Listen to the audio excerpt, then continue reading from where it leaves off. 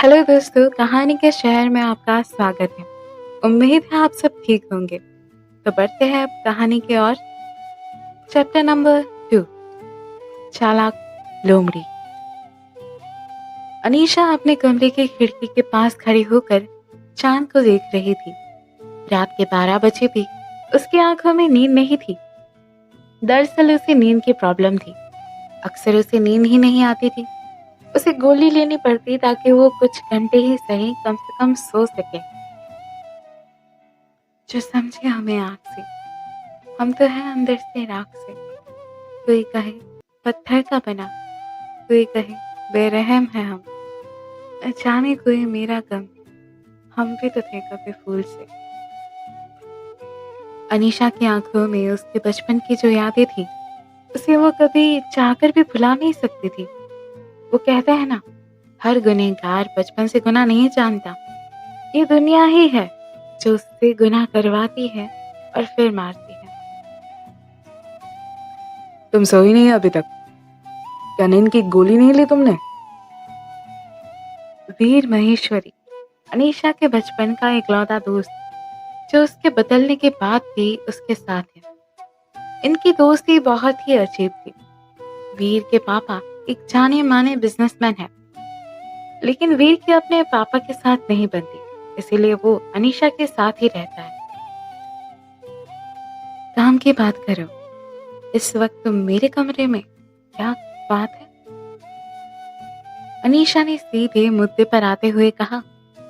उसे गोल गोल बातें पसंद नहीं थी। वो मुझे 1 करोड़ चाहिए। वीर ने पहले तो इधर उधर देखा, फिर जल्दी से बोल दिया। क्या? लेकिन क्यों?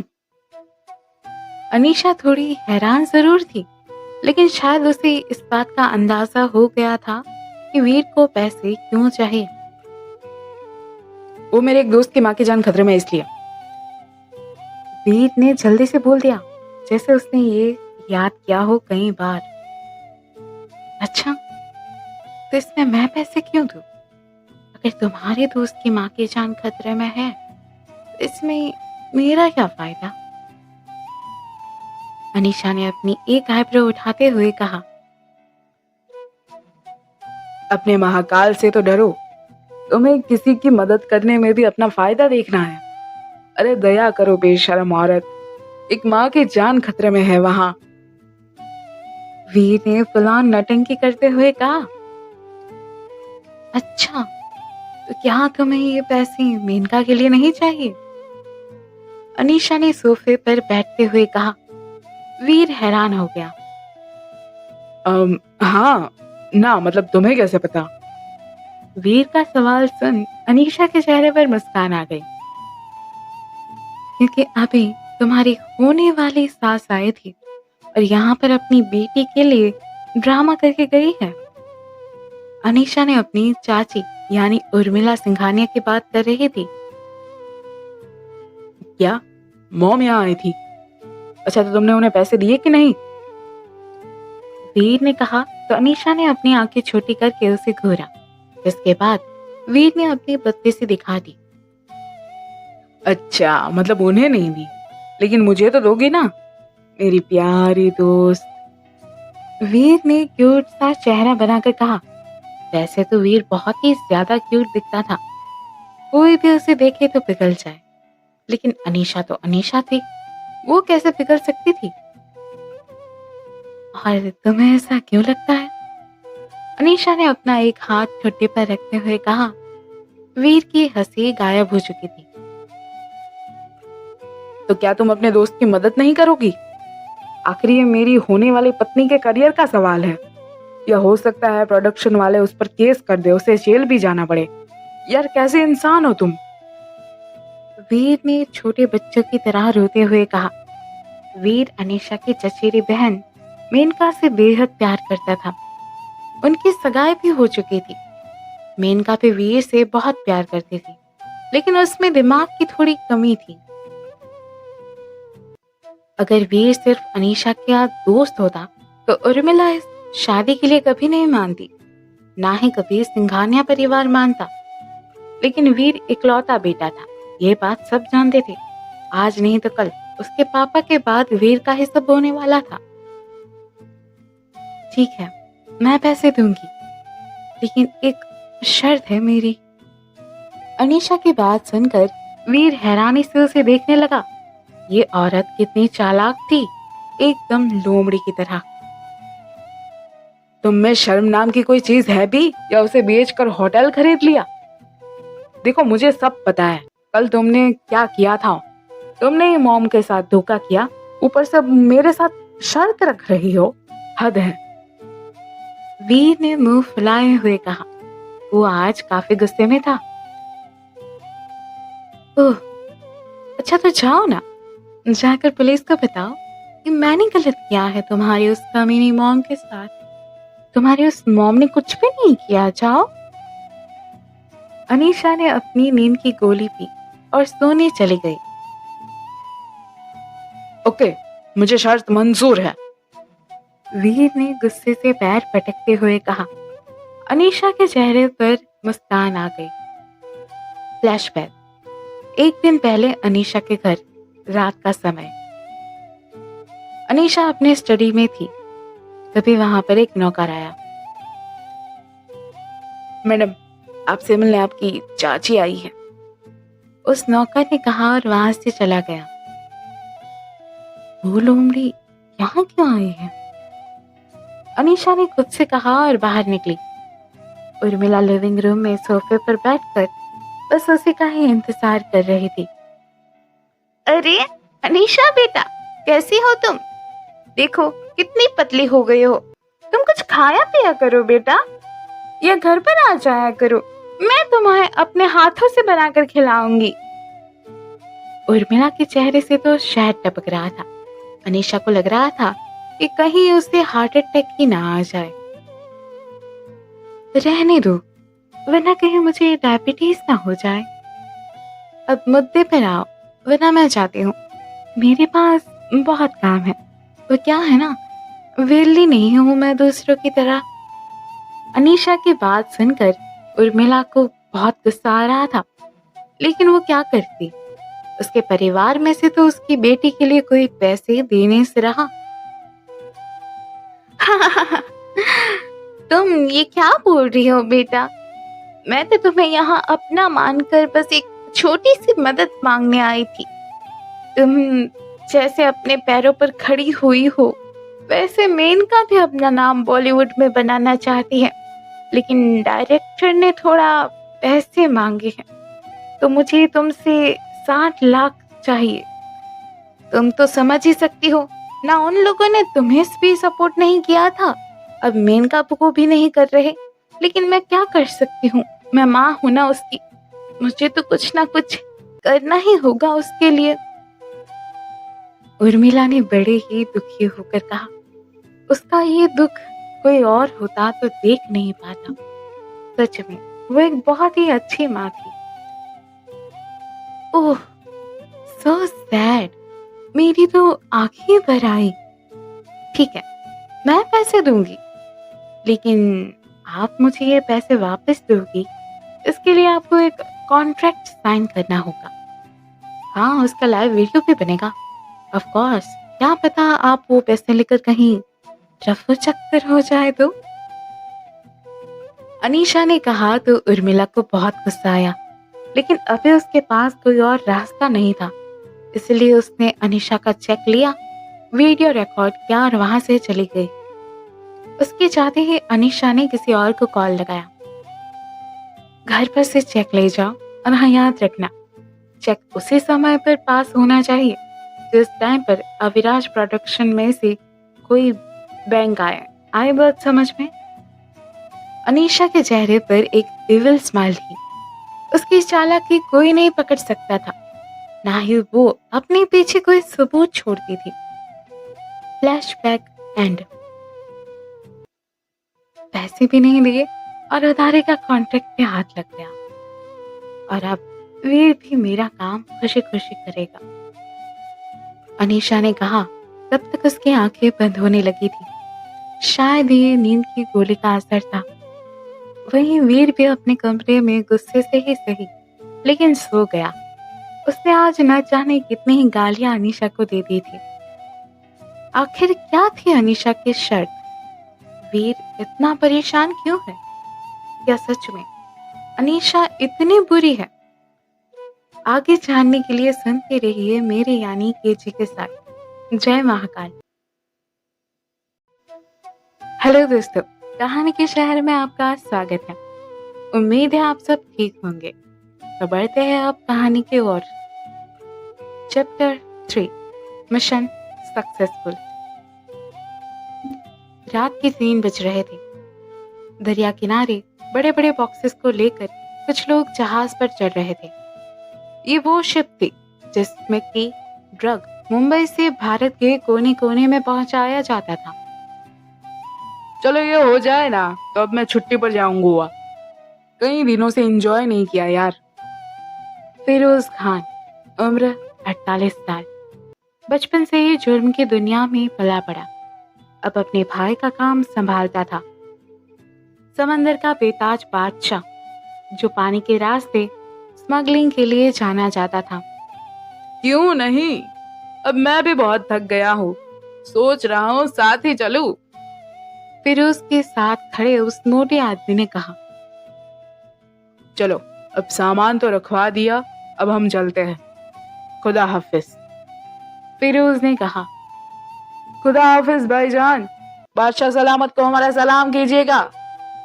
उस मोटे आदमी ने झुककर कहा, जो फिरोज के साथ कब से बातें कर रहा था। इतनी भी क्या जल्दी है जाने की? अभी तो हमसे मुलाकात बाकी है मेरी जान। शिप में एक आवाज आई। सब इधर उधर देखने लगे। जैसे ही ऊपर देखा, सब चौंक गए। शिप के टॉप पर 3 लोग खड़े थे और वो आवाज उस बीच में खड़े इंसान की थी। कौन हो तुम? यहाँ क्या कर रहे हो? फिरोज ने चिल्लाकर कहा। तुम्हारी मौत हूं मैं और यहाँ तुम्हारी जान लेने आया हूँ। और कुछ जानना है? उस बीच में खड़े आदमी ने फिर कहा और झट से अपनी गन निकालकर शूट करने लगा। फिरोज के आदमियों ने भी अपनी गन निकाल ली और चारों तरफ बस शूट आउट की आवाज ही सुनाई दे रही थी। ये तो रेड टाइड लाइट की टीम है। अब हम जिंदा नहीं रहेंगे। मैं जा रहा हूँ यहाँ से। फिरोज के साथ जो मोटा आदमी कब से बातें कर रहा था, अब उन लोगों को पहचान कर भागना चाहा उसने, लेकिन फिरोज ने उसे गोली मार दी। हमारे धंधे में डर कर भागने वाला मरने के बराबर होता है, तो तू तो मर ही जा कमीने। फिरोज ने कहा और वापस से सबसे गोली चलाने लगा। कुछ ही देर में सब मारे गए। शिव फिरोज की तरफ बढ़ने लगा। फिरोज की अब सारी गोलियां खत्म हो चुकी थी। फिरोज बौखला गया। उसके सामने 3 लोग खड़े थे जो उसकी जान लेना चाहते थे। तुम बच सकते हो अगर अपने भाई का पता बता दो तो। रेड टाइगर यानी कि रेड टाइलाइट की टीम के हेड ने कहा। कभी नहीं, अपने भाईजान से गद्दारी कभी नहीं। फिरोज ने कहा तो शिव ने जल्दी से अपनी गन में गोलियां लोड की और सारी की सारी फिरोज के शरीर में उतार दी। चारों तरफ बस खून ही खून था। उम्मीद है तुम जहन्नुम में जाओगे, रेड टाइगर ने कहा और वो तीनों वहां से जाने लगे। वो तीसरा इंसान जो शिव और हेड के साथ आया था, वो एक बार अच्छे से उस जगह को देखने लगा कि कहीं कोई सबूत तो नहीं ना उनके खिलाफ। जाते जाते उसने एक चील का पंख वहीं छोड़ दिया और वहां से चला गया। Mission successful. Rehan, red twilight की टीम का तीसरा सबसे खास मेंबर। हमेशा ये 3 ही होते खास मिशन पर जाने के लिए। रेहान जितना चालाक था उतना ही इमोशनल भी था, इसीलिए शिव हमेशा उसके साथ ही रहता था कि कहीं कोई गलती ना हो जाए उससे। लेकिन अब रेहान पहले से काफी समझदार हो गया था। अगली सुबह अनीशा तैयार होकर अपने होटल के लिए निकल रही थी कि तभी उसके फोन रिंग हुआ। अनीशा ने स्क्रीन पर देखा और एक लंबी सांस छोड़ी। ना चाहते हुए भी उसने वो कॉल पिक कर लिया। तुम चाहती थी ना कि मैं तुम्हारी बड़ी माँ को डाइवोर्स दे दूं, तो इसके लिए मैं तैयार हूँ, लेकिन मेरी एक शर्त है।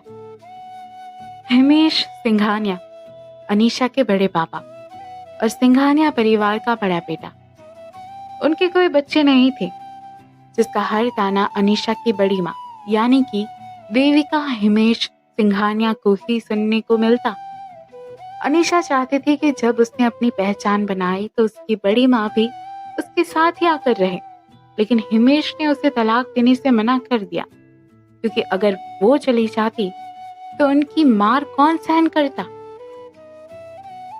ठीक है, बोलिए क्या चाहिए, अनीशा ने एकदम कोल्ड आवाज में कहा। घर आ जाओ पहले, हिमेश ने कहा और कॉल काट दिया। अनीशा ने घड़ी में टाइम देखा और सिंघानिया हाउस के लिए निकल गई।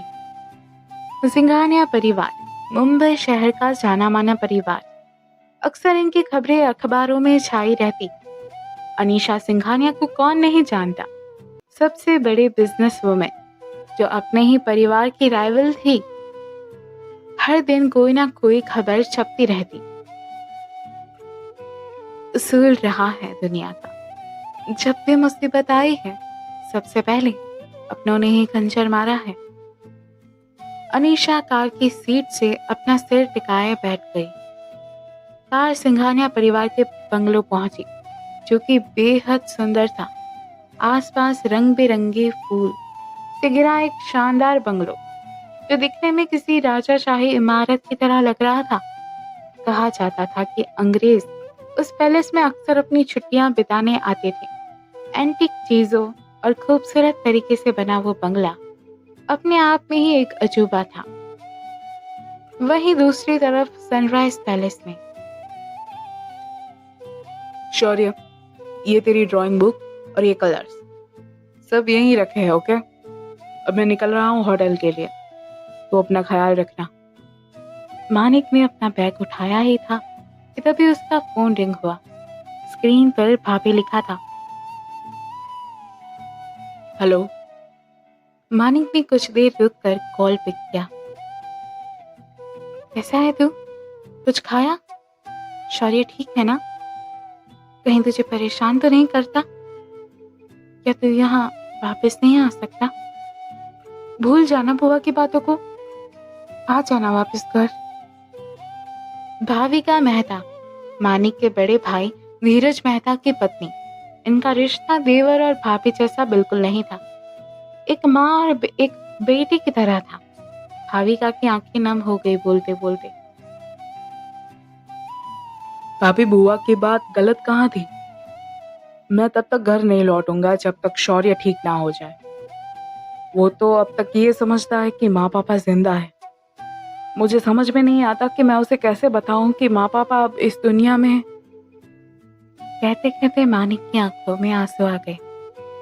आप बस अपना, भाई और चीकू का ख्याल रखिए, हमारी फिक्र मत कीजिए। यहाँ मैं और शौर्य दोनों ही ठीक हैं। मानिक ने अपने आप को संभालते हुए कहा। कैसे ना करो फिक्र, तुम दोनों को मैंने अपने बच्चे से कम नहीं समझा कभी। सबसे पहले तुम दोनों ही थे जिन्होंने मुझे माँ होने का एहसास करवाया। अगले महीने चीकू का जन्मदिन है, वो 5 साल का हो जाएगा। उम्मीद करती हूँ तुम दोनों आ जाओगे, भाविका ने कहा और कॉल काट दिया। मानिक ने गहरी सांस भरी और वहां से चला गया। आखिर क्या है ये सब? सबकी जिंदगी अलग अलग, सब में राज है, लेकिन क्या? जानने के लिए सुनते रहिए मेरी यानी केजे के साथ। जय महाकाल।